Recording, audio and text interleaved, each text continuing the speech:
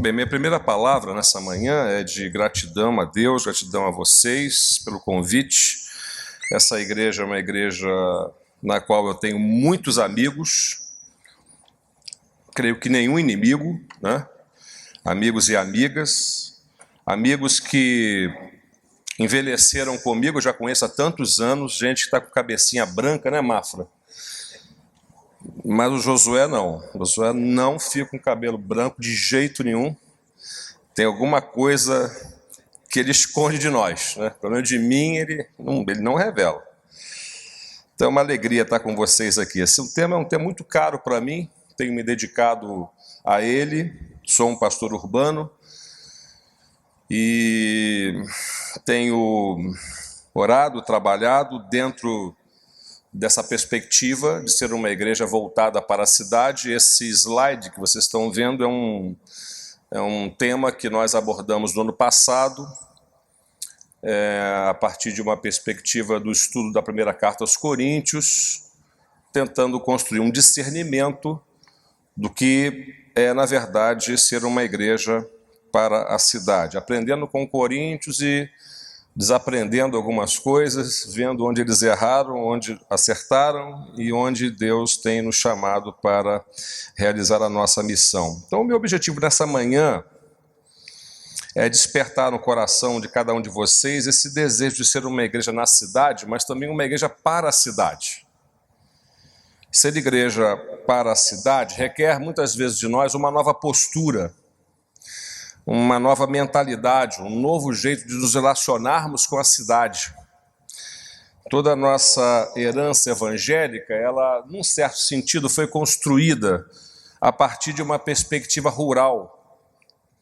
Muito do que nós pensamos, muito do que entendemos e visualizamos como horizonte de possibilidades e de vida com Deus, ela está ancorada nessa história que trazemos junto conosco, em nosso coração e nossa mente, principalmente nós que fazemos parte desse evangelho chamado evangelho de missão.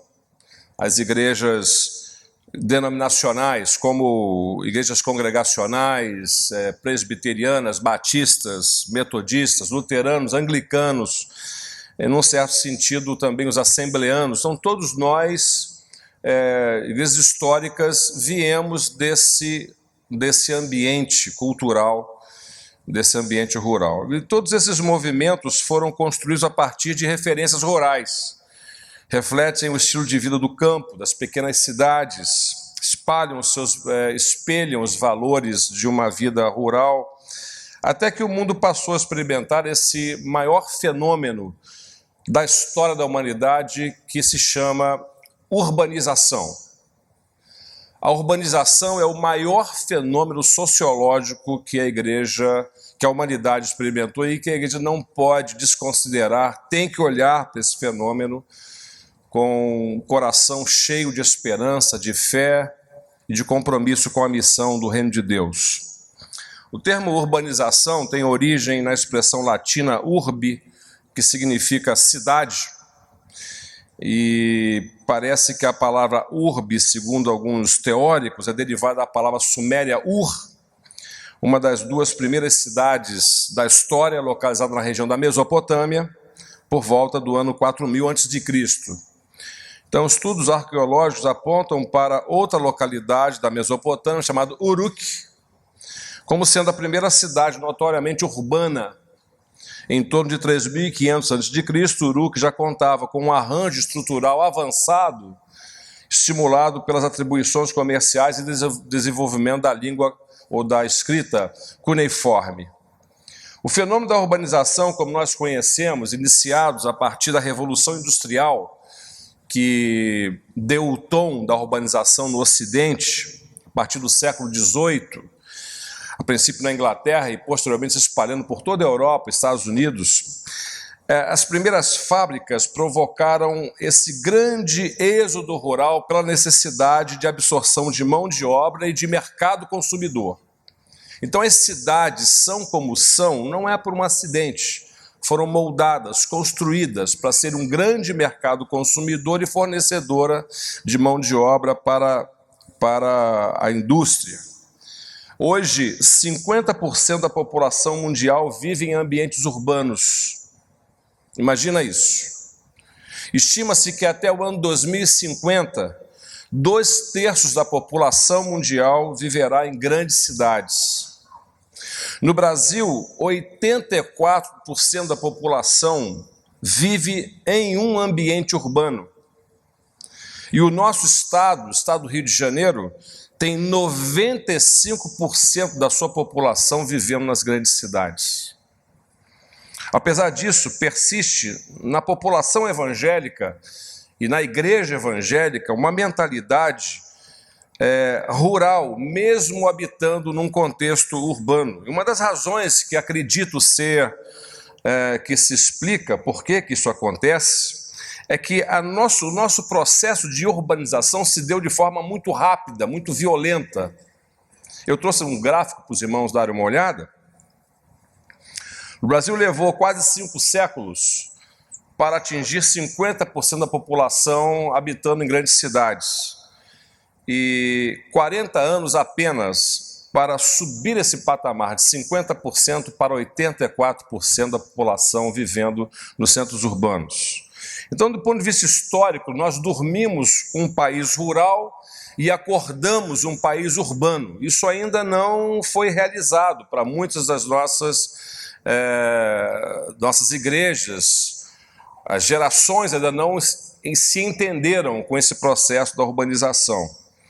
Há igrejas que, quando pensam em missões, esse é um dos sintomas. Quando pensamos em missões, pensamos em ir para o sertão, pensamos em ir para as florestas, né, para a população ribeirinha, enfim, pensamos em alcançar aquelas pessoas que estão lá longe, né? Isso se faz, é assim que se faz missões, sem nos dar conta de que essa turma veio toda, essa turma está no nosso quintal, a gente está convivendo nos grandes centros atabalhoadamente, amontoados todos em favelas, em cortiços, e vivendo aqui todo mundo junto nisso que chamamos de centros urbanos e cidades. O problema é que a mentalidade rural, da qual muitos cristãos continuam presos, faz com que percebam a cidade não como um ambiente de missão, mas sim como uma realidade da qual precisam se defender, se proteger, e muitas vezes a igreja passa a funcionar e a ser para essas pessoas, essas famílias, um lugar onde nós nos escondemos, é um bunker espiritual. Nós vamos para lá nos refugiar da cidade que tanto nos ameaça, que tanto pode trazer mal para as nossas almas, nossos corações. Nós vivemos isso na nossa igreja, porque muitos irmãos que vêm do norte fluminense, e os pais entram em contato comigo, falam: pastor, meu filho vai estudar na UF, meu filho vai morar em Niterói, eu estou preocupado, a cidade é um lugar perigoso, assim ele vai perder a fé, a cidade é um lugar... Então nós ainda vemos a cidade com muita desconfiança. A cidade muitas vezes para nós não é de fato um ambiente de missão, é um lugar do qual precisamos, uma realidade da qual precisamos nos refugiar. E muitas comunidades evangélicas se constituem muito mais como um lugar de fuga da cidade do que como um lugar de refúgio para a cidade. Por exemplo, a nossa vizinha cidade de São Gonçalo. Um bom exemplo é essa cidade, a cidade tão próxima a nós aqui. São Gonçalo, segundo as pesquisas, é uma cidade que concentra o maior número de evangélicos por metro quadrado no mundo. Vocês não sabiam disso? Não, isso não é opinião, isso é pesquisa que foi feita. Aquele grupo alemão que escreveu aquele livro Igrejas, Crescimento de Igreja, um grupo que se dedica a isso, estudou São Gonçalo, e São Gonçalo é a cidade que concentra o maior número de cristãos no mundo, evangélicos. Muitos cargos públicos foram ocupados por pastores nos últimos anos. E isso não foi capaz de se traduzir em ganhos para a cidade. O atual prefeito é evangélico, ele disse: não se ganha eleição em São Gonçalo se não for feita uma aliança com os pastores da cidade. Isso não foi capaz de traduzir ganhos concretos para a cidade. Não produziu as transformações que eram de se esperar para a cidade. As pessoas não vivem melhor por causa disso. Por quê? Minha resposta, acredito que uma das respostas possíveis para isso, dentre muitas outras, consiste no fato de que a maioria esmagadora dos crentes percebem a cidade como um lugar do qual precisam fugir e não um lugar aonde precisam agir. Acredito que esse tipo de percepção errada tem raízes muito mais profundas na nossa teologia do que nós podemos imaginar. No imaginário de muitos cristãos, de muitos crentes, a igreja, a comunidade cristã tem a mesma função em nossos dias, para as nossas vidas, que o arraial tinha para o povo hebreu lá no Antigo Testamento. Nos tempos do Antigo Testamento, tudo que era impuro, tudo que era imundo, tudo que não era compatível com a santidade de Deus, da sua palavra, era então enviado para fora do arraial, expulso daquele lugar que deveria ser preservado, um lugar santo, sagrado, no qual vivia esse denominado povo de Deus. Aí as origens desse cerimonial de purificação está lá registrado em Levítico, capítulo 19, versos de 1 a 10. Deixo só como registro, depois você pode ler. Levíticos, capítulo 19, versos de 1 a 10. E o arraial, o acampamento, era um lugar puro. E tudo que era impuro precisava sair do arraial. Por exemplo, os corpos de Nadab e Abiú foram carregados para fora do acampamento depois que eles foram consumidos pelo Senhor. Levítico capítulo 10, verso 4 e 5. O leproso vivia fora do arraial. Levítico 13. Quando Miriam pegou lepra, ela foi exilada fora do arraial. Números capítulo 12. Além dos leprosos, todos que foram contaminados com questões de sêmen, menstruação, e todos que foram contaminados com corpos de mortos, eram colocados fora do arraial, Números capítulo 5, Deuteronômio capítulo 23. A pessoa que blasfemava e amaldiçoava o nome do Senhor, era levada para fora do acampamento e apedrejada até a morte, Levítico 24.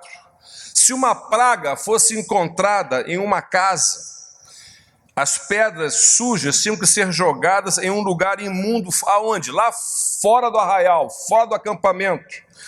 E se a praga permanecesse, então toda a casa precisava ser demolida e os entulhos jogados fora do acampamento. Levíticos capítulo 14.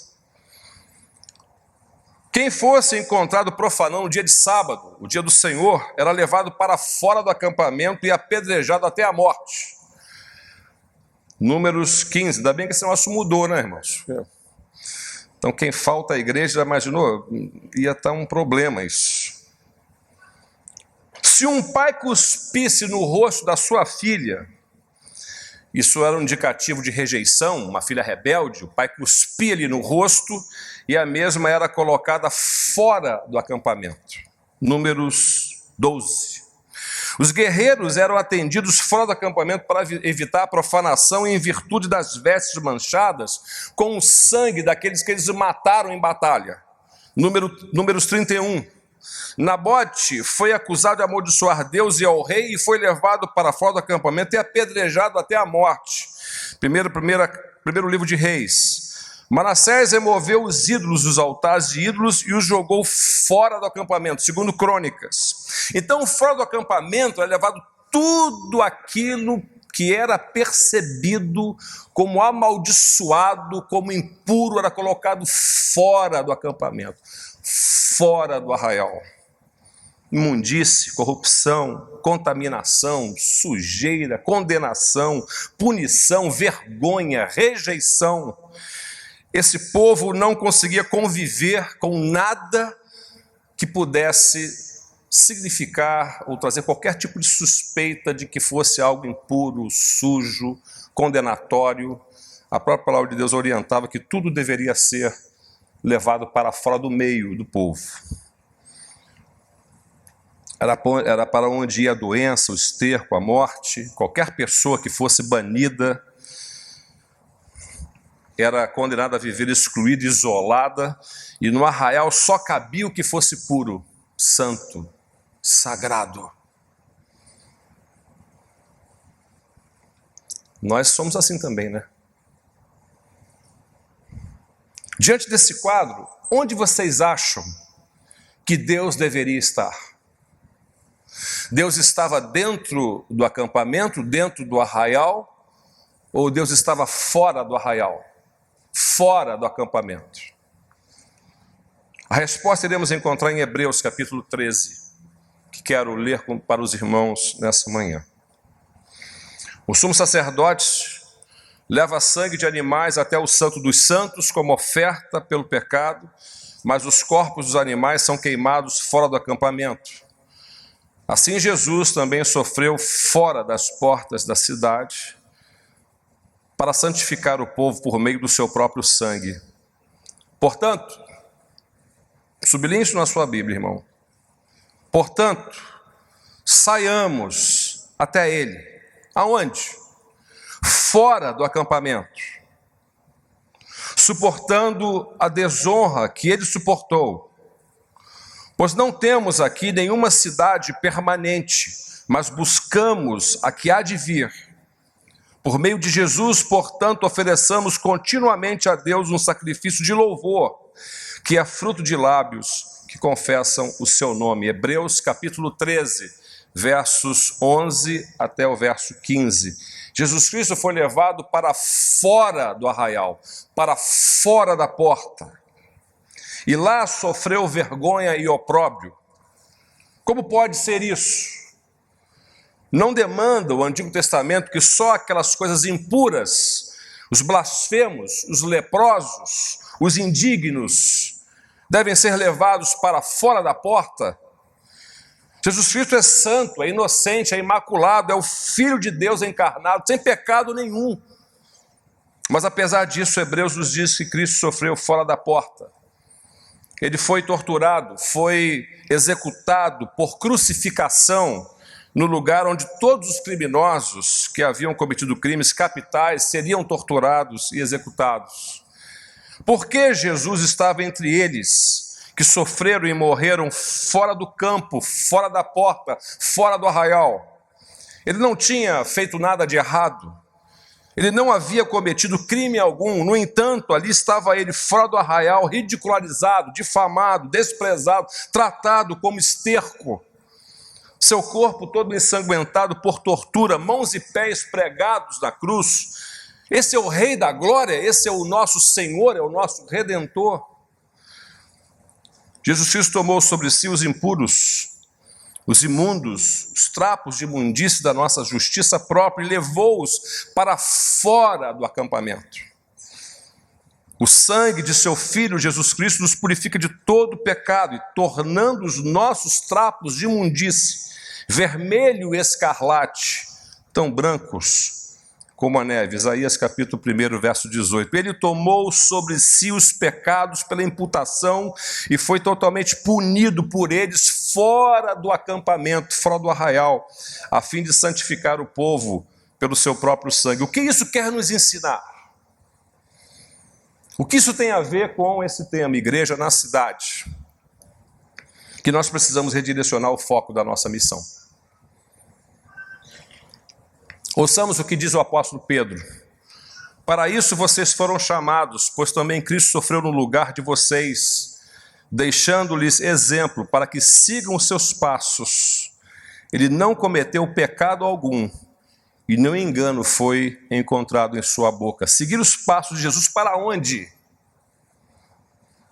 Para fora da porta. Para fora do arraial. Nós precisamos ter a consciência de que a eficácia do nosso ministério como igreja, como comunidade da missão, não pode ser medida apenas por aquilo que acontece dentro da igreja.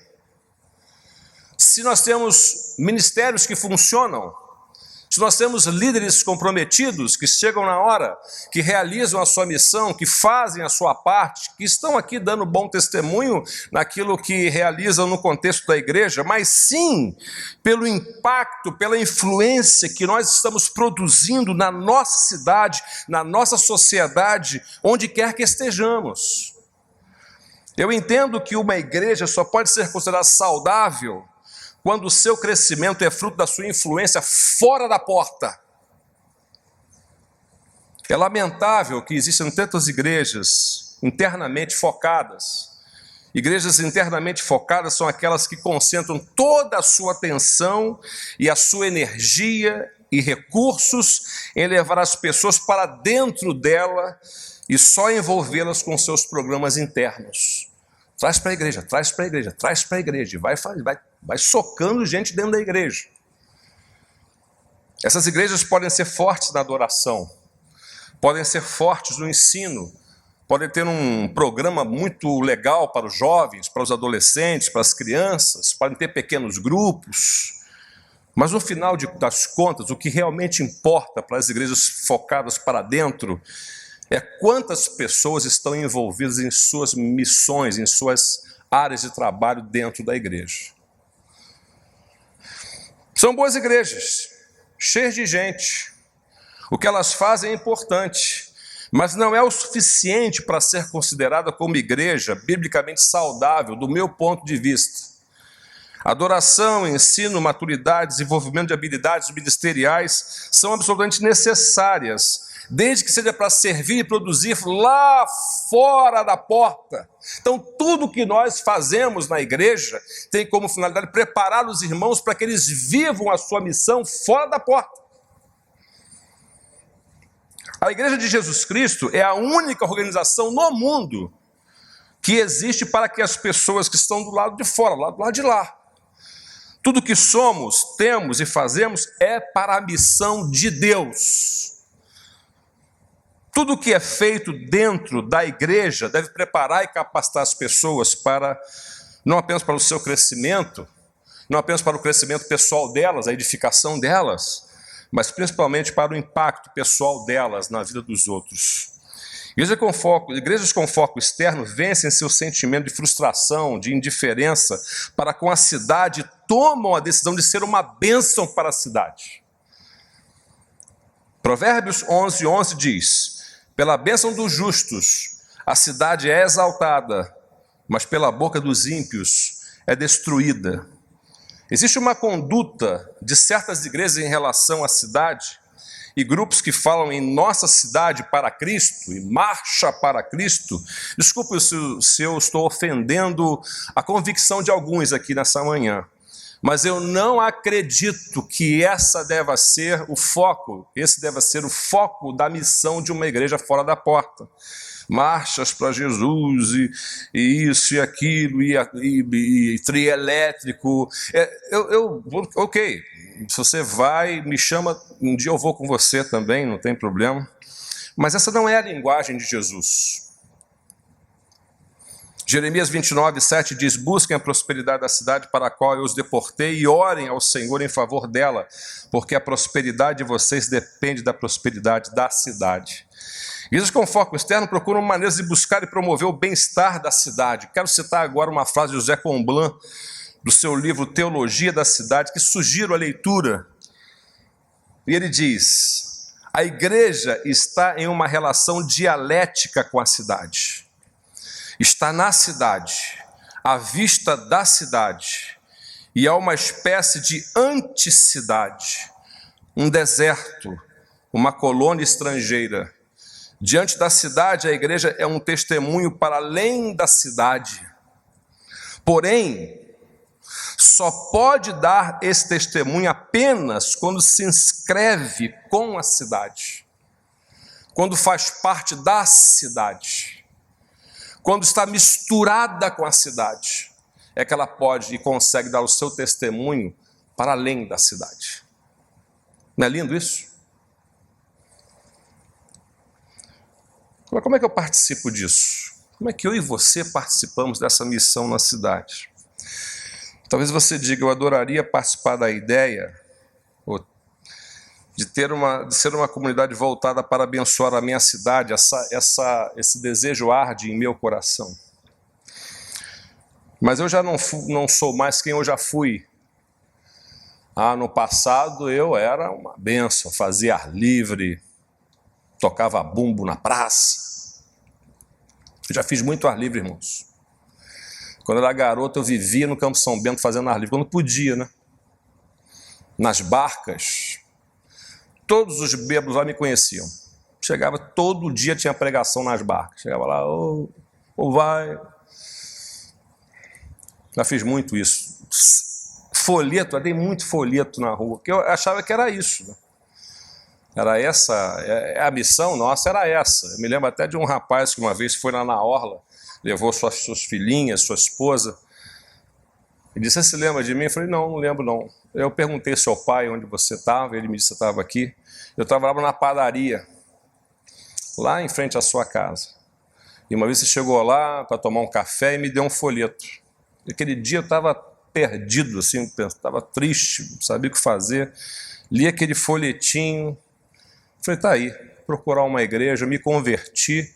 Se converteu a mim, minha esposa, meus filhos estão na igreja, eu vim aqui te dizer muito obrigado por aquele folhetim que você deu. Eu nunca mais dei um folheto na rua. E nem acho que o folheto em si é a grande missão que a igreja tem que realizar. Isso pode acontecer, eventualmente. Talvez você diga, eu não tenho as habilidades necessárias.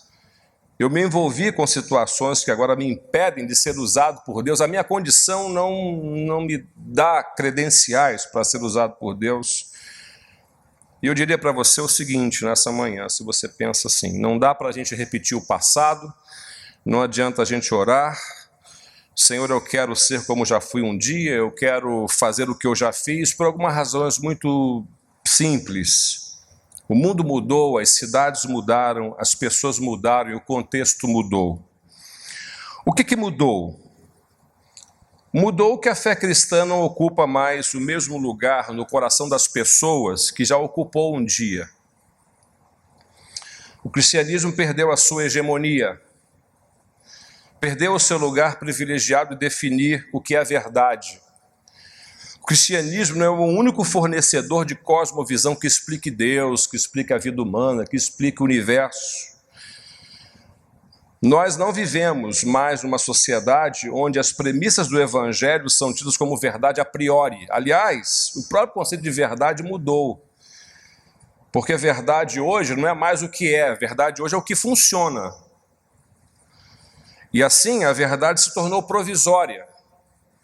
Porque no momento em que aquela verdade para de funcionar para mim, ela é abandonada e se busca uma nova verdade que possa funcionar e trazer benefícios para a minha vida. A verdade é aquilo que funciona na minha vida.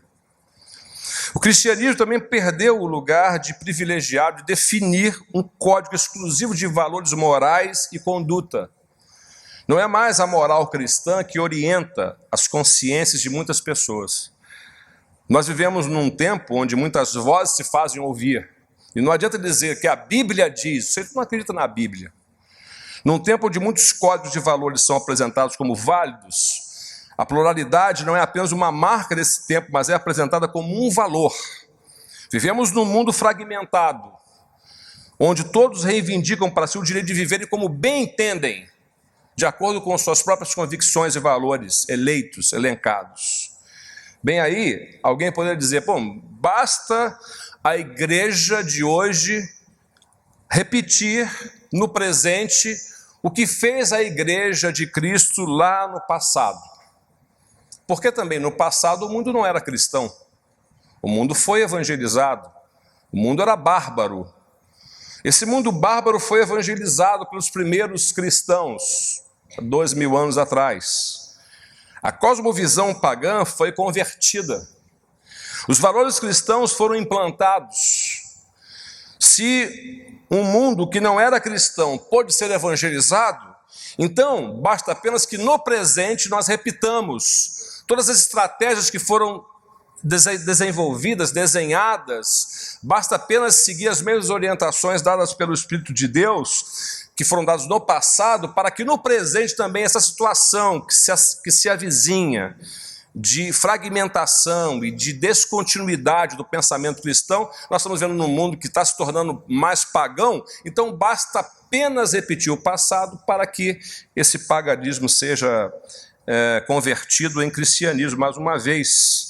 É assim que vai funcionar. Mas aí nós temos um outro problema, que é o mais grave ainda, que é o maior desafio para a igreja hoje, dos nossos dias, do nosso tempo, para as nossas cidades. No passado, o cristianismo propunha um novo homem e uma nova sociedade. O cristianismo se impôs, se tornou a religião hegemônica no Ocidente, mas não gerou a nova sociedade que anunciava. Não gerou. O cristianismo não gerou o novo ser humano feito em larga escala que pré-anunciava, que prometeu. O cristianismo já era grande, maduro, religião hegemônica, quando os negros foram submetidos a um regime de escravidão. O cristianismo já era hegemônico quando as duas grandes guerras mundiais foram deflagradas. O cristianismo era a religião predominante nas maiores nações do planeta e mesmo assim a fome, a miséria, as injustiças continuaram fazendo suas vítimas pelo mundo afora. Por que isso aconteceu? Por falha na missão. A igreja se contentou em cristianizar as pessoas ao invés de convertê-las ao evangelho. Ela transplantou uma cultura evangélica, mas não o evangelho para dentro do coração das pessoas. As pessoas passaram a ter uma mente cristã. Muitos dos ganhos do Ocidente são herança do cristianismo. Uma consciência cristã, uma mente cristã, mas não um coração convertido. Isso faz com que as pessoas pensem que o evangelho é uma experiência que já foi testada no mundo. Evangelho, cristianismo, de novo, isso já foi vivido por nós, já foi tentado, já foi testado. E o Ocidente e o mundo não se transformou num lugar que podemos chamar de reino de Deus, porque o cristianismo em algum momento chegou na história. Não foi capaz de produzir as transformações que prometeu. Um mundo fragmentado, um cristianismo sob júdice. Como fazer a missão num contexto assim em nossa cidade? Eu quero dar algumas sugestões nessa manhã. Primeiro, nós vamos aprender, ou temos que reaprender a caminhar com pessoas muito diferentes de nós. Nós vamos ter que aprender a fazer isso. Quero que você imagine o dia em que Jesus chamou Mateus para ser seu discípulo. Mateus cobrava impostos dos judeus para repassar aos romanos. Mateus, por isso, era um sujeito odiado. Ele era um homem detestado, um escroque da sociedade. Nenhum outro homem judeu se permitia conversar com ele em público. Se ele viesse numa calçada, o cara atravessava e ia lá no outro passeio, na outra calçada.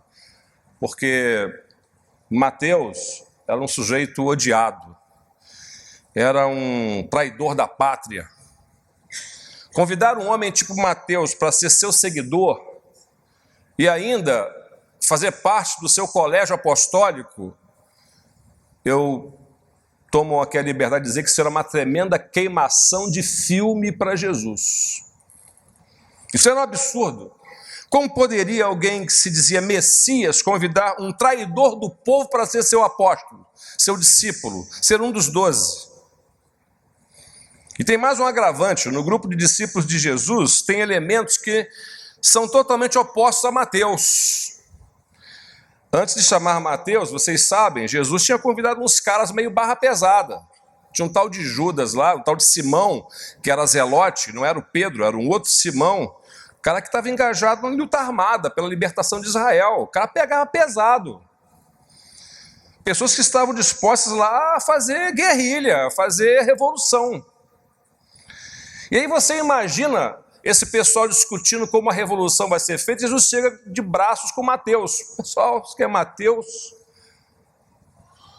Mas como assim? Ele é publicano, ele cobra impostos, ele é traidor da pátria, ele entregou Israel para os romanos. Não, mas a partir de hoje ele é meu discípulo, vai andar com a gente, é um dos 12. Nós vamos botar para quebrar aí, vai ser uma bênção aqui em Israel. O fato de Jesus ter chamado Mateus para ser seu seguidor, ser seu discípulo, só pode significar uma coisa. E só não vê isso quem não quer. Deus chama para andar com Ele, para viver com Ele, quem Ele bem entender. Não importa onde essas pessoas estejam, não importa de onde elas venham, como elas venham, não importa.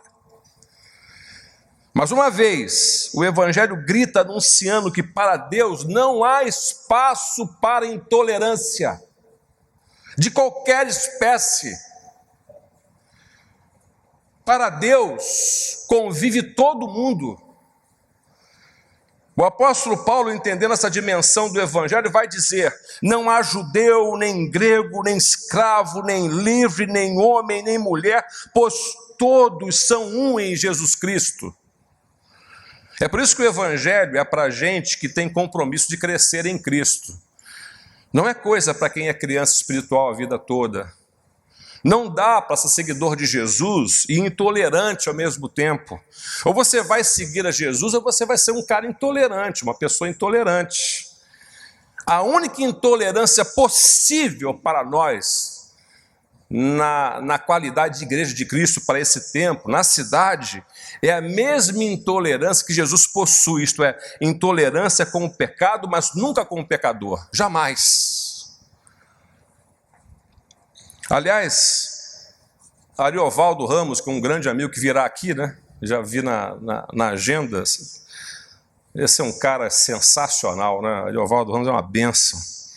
Ele falou uma coisa para mim uma vez que eu nunca me esqueci. Ele disse: Neuber, Jesus na cruz fez uma coisa extraordinária. O que foi, Ari? Na cruz Jesus conseguiu matar o pecado, mas preservou o pecador. Porque a gente pensa o seguinte: para acabar com a bagunça, para acabar com o pecado, tem que acabar com o pecador. Não é assim? Não tem jeito. Como é que a gente vai extirpar o pecado do nosso meio? Acabando com o pecador, põe ele fora da porta, manda ele para lá. E Jesus na cruz faz uma coisa extraordinária. Mata o pecado, mas preserva a vida da gente. A nossa fala precisa ser a mesma de Jesus. Eu te condeno, vai, não peques mais. O futuro do mundo, o futuro da nossa cidade, tal qual se pronuncia, irmãos, irmãs, será um futuro cada vez mais fragmentado, cada vez mais fragmentado. O mundo está se dividindo em guetos. As pessoas estão se tornando cada vez mais distantes umas das outras por diferenças mínimas. E o único lugar no planeta onde isso não será jamais admitido é na igreja do nosso Senhor e Salvador, Jesus Cristo. E é por isso que a igreja é um lugar de exercício de paciência, de tolerância. Temos que ter paciência com os diferentes. Não devemos ter tolerância com o pecado precisa ser confessado, tratado, mas nós somos pecadores, né, irmãos? Mas é engraçado, é interessante isso, porque no momento em que eu acolhi o Evangelho, me tornei um pecador incompetente. Não tenho mais a mesma competência para o pecado que tinha. O Evangelho se inaugurou em mim, sou pecador, mas absolutamente incompetente para o pecado. Se nós não tivermos dispostos a dar a mão para os diferentes, nós não vamos conseguir ser igreja para a cidade.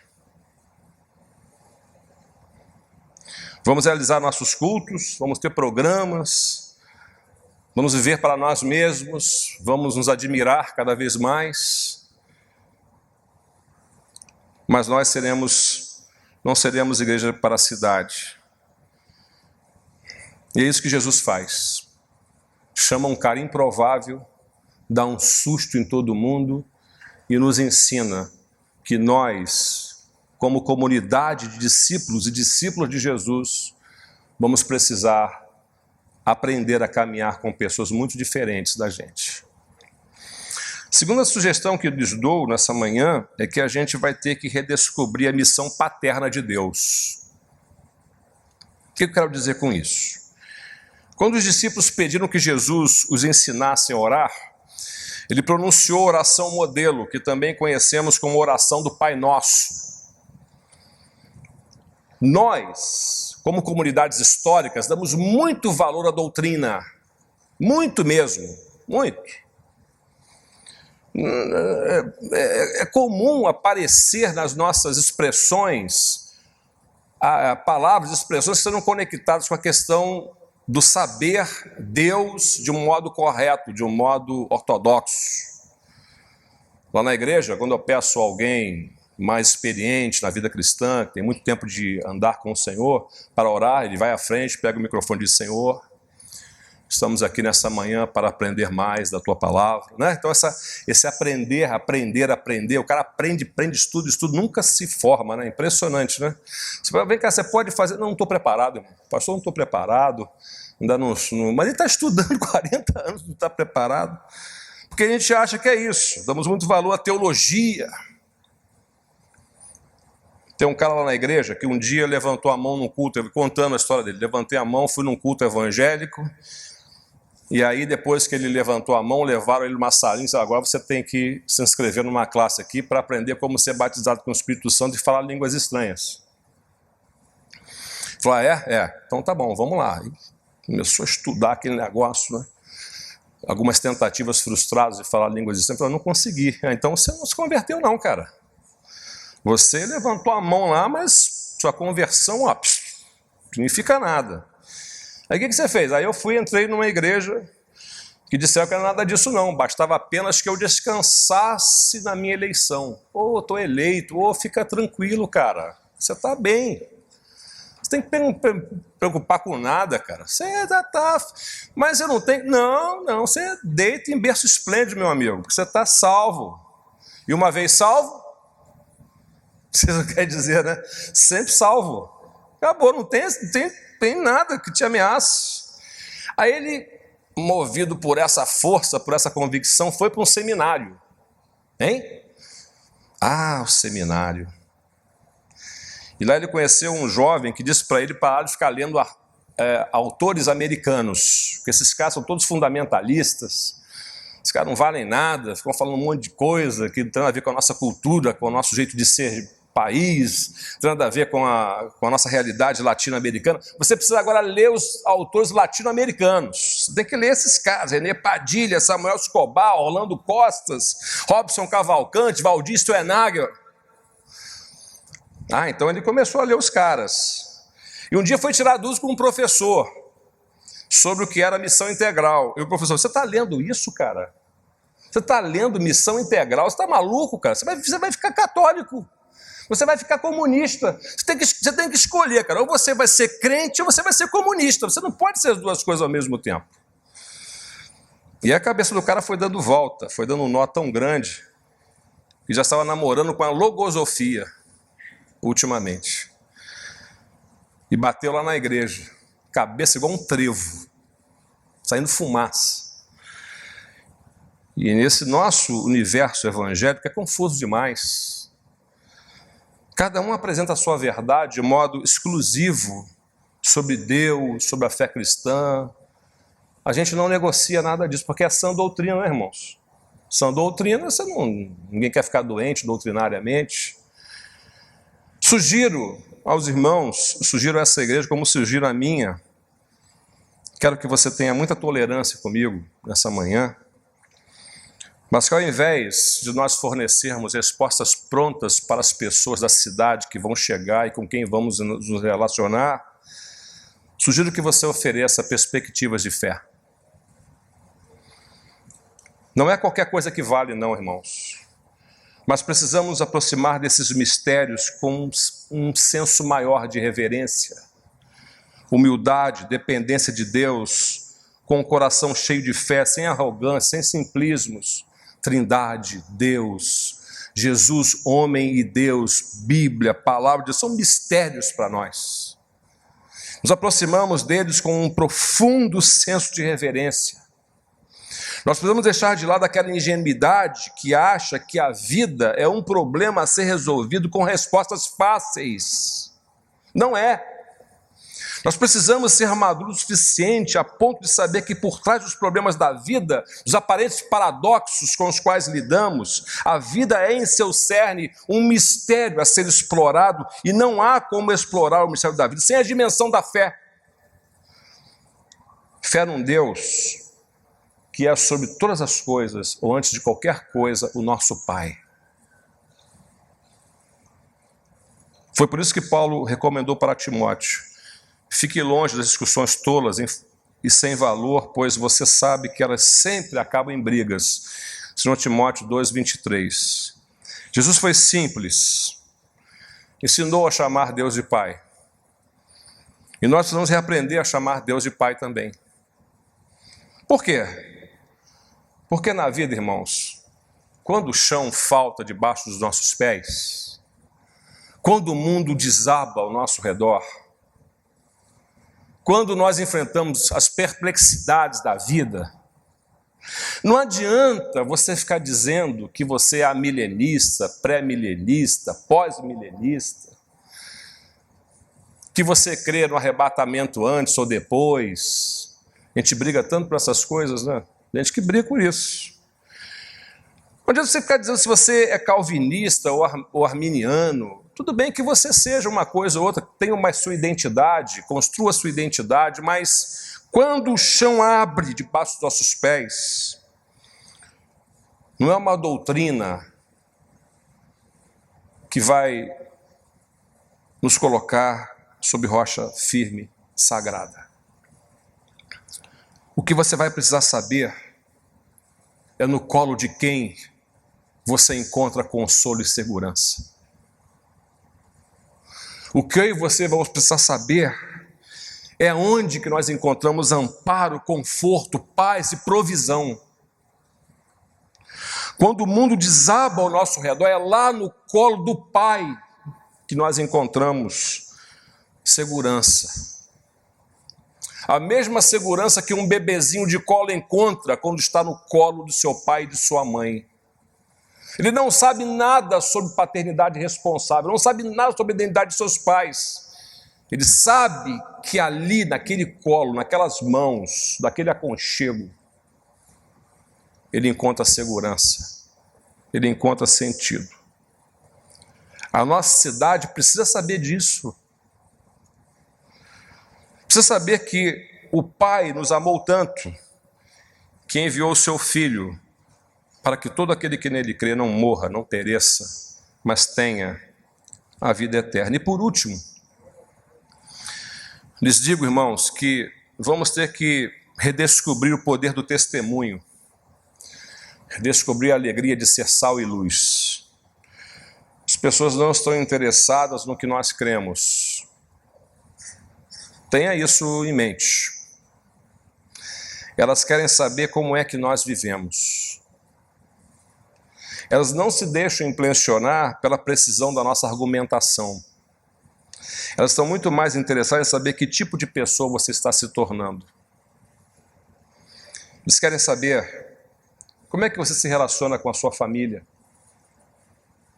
Como que você lida em casa? Sua esposa, seu marido, seus filhos, seus pais. Querem saber como que você lida com o poder. O poder foi colocado nas suas mãos. Como é que você lida com ele? Aliás, tem um ditado que diz que quer conhecer alguém, dá poder a ela. As pessoas querem saber como você lida com o seu chefe, com o seu gerente. Sabe ser submisso, sabe ser liderado. Como você lida com os seus bens? Não devemos apenas dar um exemplo de prosperidade para o mundo, mas sobretudo de generosidade. Como você se relaciona no seu ambiente de trabalho, como você lida com as pessoas que estão debaixo da sua autoridade. A questão não é tanto se você tem uma conduta impecável, perfeita. Todo mundo sabe que perfeição é impossível. A questão central é em quem você está comprometido a ser. Quem você está comprometido a ser. E quem você está se tornando à medida que você caminha com Jesus. Pedro, escrevendo aos crentes, disse: tenham sempre a consciência limpa.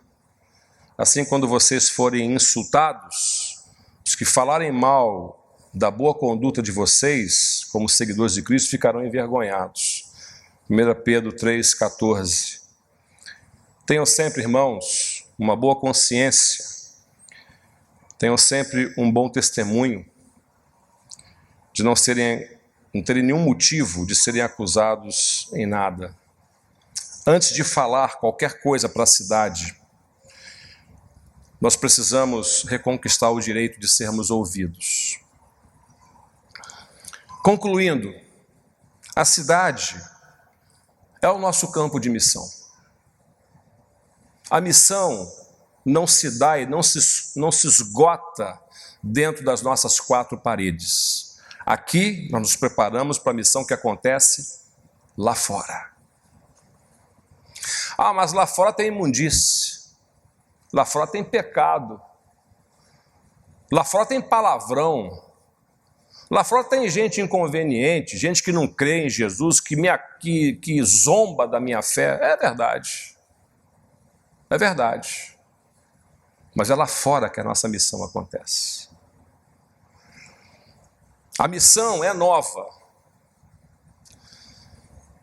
porque nos apresenta novos desafios. A igreja de hoje não basta apenas que repita os exemplos do passado. Nós precisamos aprender a ser igreja para os tempos de hoje e entender a cidade, o centro urbano, como nosso foco da missão. Vamos precisar aprender a caminhar com pessoas muito diferentes de nós, muito diferentes, que pensam coisas muito diferentes, que afirmam coisas muito diferentes, se comportam de maneira muito diferente. Vamos ter que aprender a caminhar com essas pessoas. Vamos sugerir aos irmãos que, ao invés de entupir as pessoas de doutrina, eu gosto de doutrina, gosto de teologia, sou professor de seminário, gosto de ensino, gosto de ler, mas sei que, em última análise, o que importa é se eu chamo Deus de Pai. É se Ele é meu Pai. E se é nos seus braços que eu encontro aconchego, proteção, amor. Precisamos reaprender a mostrar para a cidade que elas podem encontrar no Deus a quem amamos também uma relação de pai e filho. E precisamos voltar a ter a alegria de ser sal e luz, de mostrar que isso tudo que a gente acredita é de verdade mesmo. Que não é só da boca para fora. Que o que vivemos espelha de fato o que nós cremos. E que o nosso testemunho fale por si, bem alto, como um luzeiro colocado lá no alto, uma cidade alta que brilha, que aponta o caminho em meio a essas trevas todas. Que Jesus continue sendo revelado através de cada um de nós. Deus nos abençoe, irmãos.